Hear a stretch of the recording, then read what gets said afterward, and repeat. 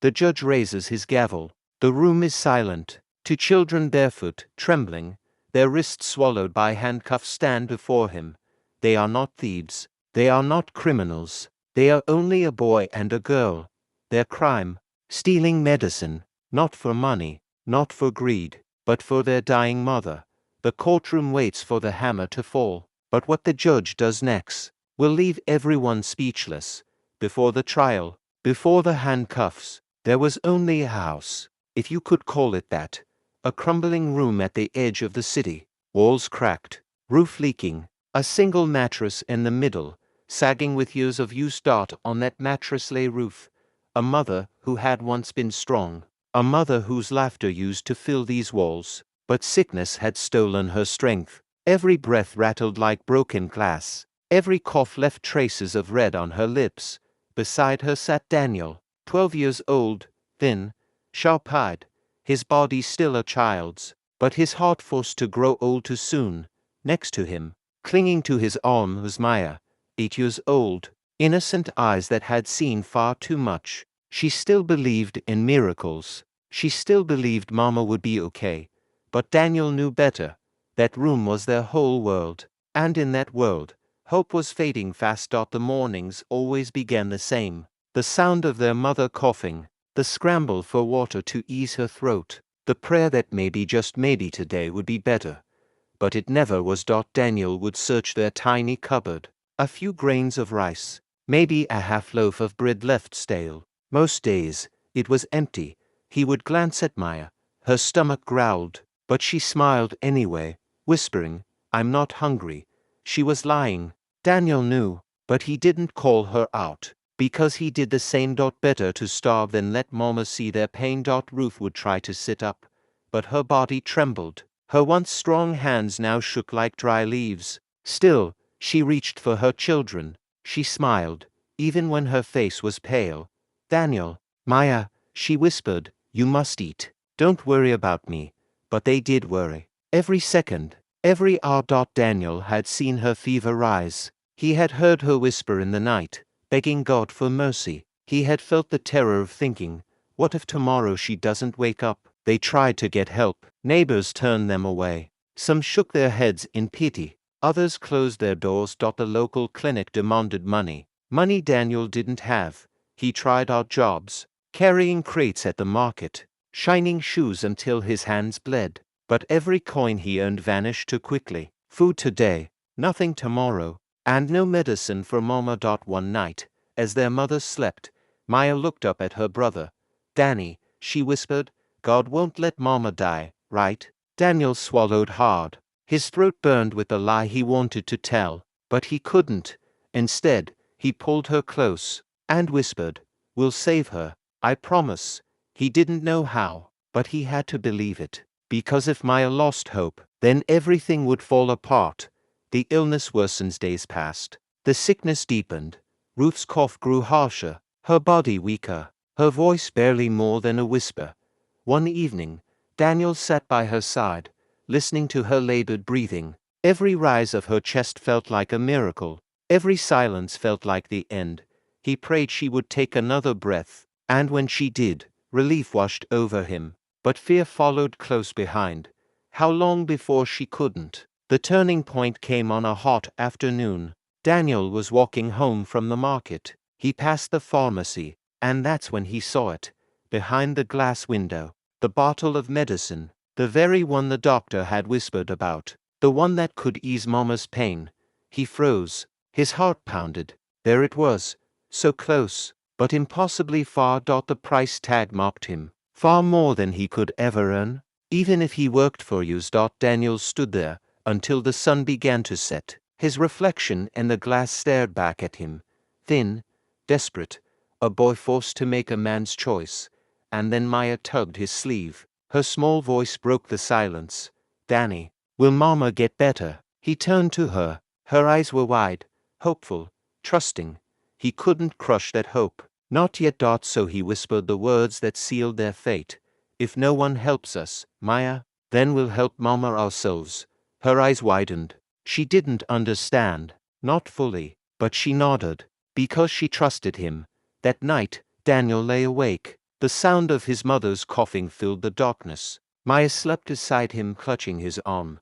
He stared at the ceiling, the cracks above him forming patterns that looked like broken paths.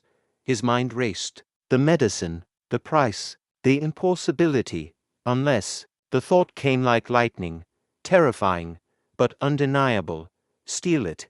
He fought it at first. He thought of prison, of shame, of what Mama would say. But then her cough rattled again, and he saw the blood on her lips. And Maya stirred in her sleep, whispering, "Mama." And Daniel knew there was no choice. Tomorrow, they would take the medicine. Not for greed, not for want, but for love, for the chance to keep their mother alive. The night air is heavy, sticky, carrying the smell of dust and gasoline. Neon lights flicker weakly above the pharmacy entrance, painting the cracked pavement in pale green. Inside, shelves are stacked with bottles and boxes, a life-saving medicine waiting for anyone who can afford it. But at the door, two shadows hesitate. Samuel, 12 years old, presses his palm against the glass, his breath fogging the window. His shirt is torn, hanging loose from his bony shoulders. Beside him, his little sister Amara, only 8, clutches the hem of his shirt with trembling fingers. Her big brown eyes dart nervously to the street, then back at her brother. "Sam, are you sure?" she whispers, voice barely louder than the buzzing fluorescent light inside. He nods, though his stomach twists with fear. "We have no choice, Amara. Mama's getting worse. If we don't get the medicine tonight." His voice cracks. He doesn't finish. He doesn't need to. Amara swallows hard. She remembers the way their mother coughed that evening, her lips pale, her forehead burning hot. She remembers the way Mama tried to smile through her pain, telling them not to worry. But Mama's strength is fading, and the little bottle of medicine she needs lies just behind this door. Samuel pushes the door open. The bell above jingles, too loud, like an alarm. The kids freeze and glance around. The pharmacy is quiet. A tired cashier slouches behind the counter, eyes glued to his phone. A single security guard is dozing near the back, his head bobbing. Samuel exhales. This is their chance. "Stay close," he whispers. They slip inside, hearts pounding, the cold blast of air conditioning making their skin prickle. Each step sounds like thunder in their ears. They move quickly down the aisle, scanning labels. Samuel's eyes race tablets, syrups, ointments, until he spots it. The small white box. The one the doctor had written down weeks ago. The one Mama couldn't afford. His hand shakes as he reaches for it. Amara clutches his arm. "Sam, I got it," he breathes, sliding the box into his pocket. They turn toward the exit, trying to move as casually as to trembling, barefoot children can. For a moment, hope surges. Maybe they'll make it. Maybe Mama will live. Then hey. The security guard is awake, his voice booming through the quiet store. The cashier's head snaps up. Samuel freezes. Amara gasps. "Stop right there." The guard lumbers forward, heavy boots pounding the floor. "Run." Samuel grabs Amara's hand, and they sprint toward the door. The bell jingles again, frantic this time, as they burst into the street. Their feet slap against the pavement. Behind them, the guard shouts, his radio crackling, "Stop those kids. They're thieves." Adrenaline floods Samuel's veins. He pulls Amara along, weaving through the narrow alleyways, their breath ragged, lungs burning. He doesn't dare look back. All he knows is that they must get away, but their small legs can only carry them so far. A police car screeches on the corner. Flashing lights bathe the street in red and blue. Samuel skids to a halt. Amara collides into him. The officers jump out, hands raised. "On the ground, now." "No, please," Samuel cries, shielding his sister. "We're not bad, we just needed." But rough hands grab them. Cold steel cuffs snap shut around their wrists. Amara whimpers, her tiny body trembling. The medicine box slips from Samuel's pocket, hitting the pavement with a hollow thud. One of the officers picks it up, frowning. "Cough syrup." He mutters, "This is what you risked stealing." Samuel's eyes burn with tears. "It's not for us. It's for Mama. She's sick, she's dying." but his words fall flat against the night. The car door slams, the siren wails, and just like that, two children's lives spiral into darkness. The courtroom feels colder than the night air. The polished wooden benches gleam under harsh fluorescent lights. At the front, the judge's chair towers high, draped in authority. Samuel and Amara sit side by side, their wrists cuffed, their clothes rumpled, eyes wide with fear. They look impossibly small against the vastness of the room. The prosecutor's voice is sharp, echoing, "Your Honor, these children were caught red-handed, attempting to steal from a pharmacy. Theft is theft, regardless of age." Whispers ripple through the courtroom. Some shake their heads in disgust, others murmur in pity. Amara squeezes Samuel's hand. Her lip quivers. The judge, an older man with weary eyes, studies them. His gavel rests silently in front of him. He says nothing yet. The prosecutor continues, pacing. "We cannot allow a society where crime is excused simply because the offenders are young. Today it's medicine, tomorrow who knows what. These children must learn consequences." Samuel's chest heaves. Consequences. The word tastes bitter. All he wanted was to save Mama.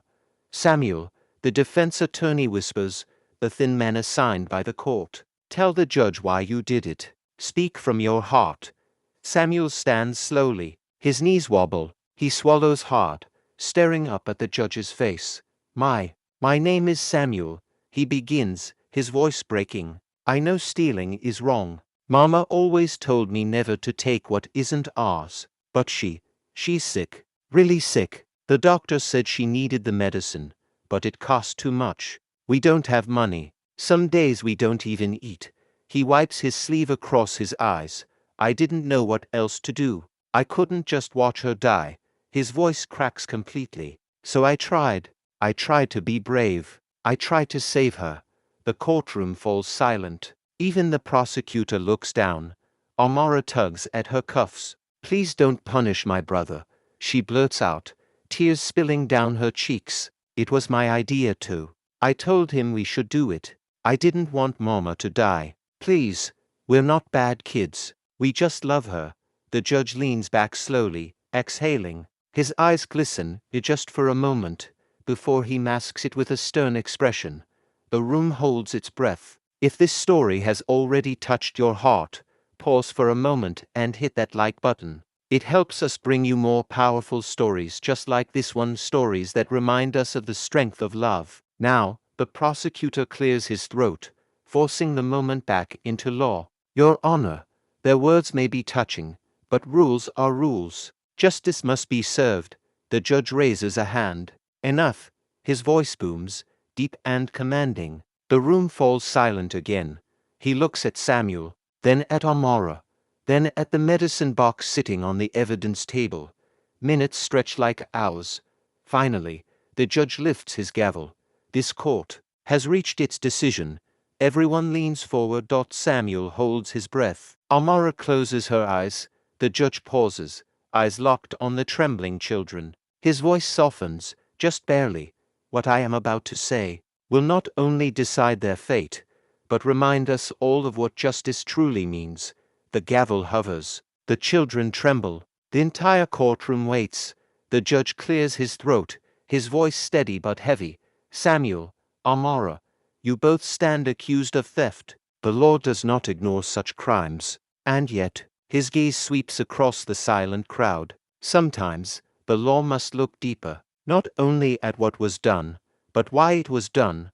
A murmur ripples through the benches. The judge leans forward, eyes fixed on Samuel. "You said you stole not for greed, not for selfishness, but to save your mother's life." Samuel's throat tightens. He nods quickly, tears spilling. "Yes, sir, I swear it." The judge exhales, long and slow, as if carrying the weight of the entire room on his chest. "Bring in the mother," gasps Echo. The doors open. Two officers gently wheel in a thin woman, her skin pale, her breath shallow. It's Mama, clutching her chest, fighting to sit upright. Amara cries out, "Mama!" Samuel's heart cracks wide open. He wants to run to her, to hold her, but the cuffs bite into his wrists. The judge's eyes soften. For a moment, the stern mask slips. He sees not criminals before him, but children, children who risked everything out of love. He raises his gavel. This court declares, a hush falls. You could hear a pin drop, that Samuel and Amara are guilty of loving their mother beyond measure. The room erupts in gasps. The prosecutor stares, stunned. The bailiff frowns in confusion. The judge slams the gavel once, his voice thundering now. But as for theft, this court finds them innocent. No punishment shall be given. Samuel's knees buckle. Relief floods his chest, so sharp it almost hurts. Amara sobs openly, clutching her brother's arm. The judge isn't finished. He rises slowly, his voice breaking the silence. Children should not have to choose between obeying the law and saving their mother's life. That is a failure of our society, a failure of us all. He turns, eyes burning, into the crowd, into the cameras, into the very soul of the nation. These children are not criminals. They are heroes of love, and I will not allow their story to end in despair. He pauses, steadying himself. His next words shake the room. From this day forward, I will personally sponsor Samuel and Amara. Their education, their care, their future, it will be secured. Their mother will receive treatment at my expense, and this family will know hope again. The courtroom explodes in murmurs. Some wipe tears, others applaud softly, unable to contain their emotion. Samuel's eyes widen. He can hardly believe what he just heard. Why, you'll help us. The judge steps down from his seat, something unheard of in such halls. He walks toward the children, his robe flowing. He kneels so that his eyes meet theirs. Yes, he says firmly, his voice low but filled with warmth. Because you taught us all something today, that love is worth any risk, and no child who loves like this should ever be left alone in the dark. Amara throws herself into her mother's arms. Samuel sobs, his chest heaving. For the first time in months, hope doesn't feel like a distant dream. It feels real.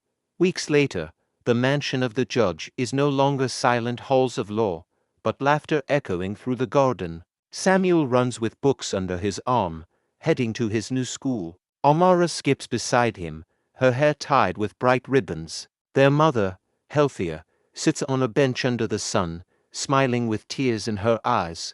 Life isn't perfect. The scars of poverty still remain, but for the first time, the children aren't afraid of tomorrow, because someone chose compassion over punishment, because a gavel fell not to condemn, but to save. If this story touched your heart, don't just scroll away. Tap that thumbs up to spread the message of kindness. Subscribe now so you never miss another story of love, hope, and second chances. And in the comments, tell us where in the world you're watching from. We love hearing your voices. Until next time, stay kind, stay brave, and remember, sometimes the greatest justice is compassion.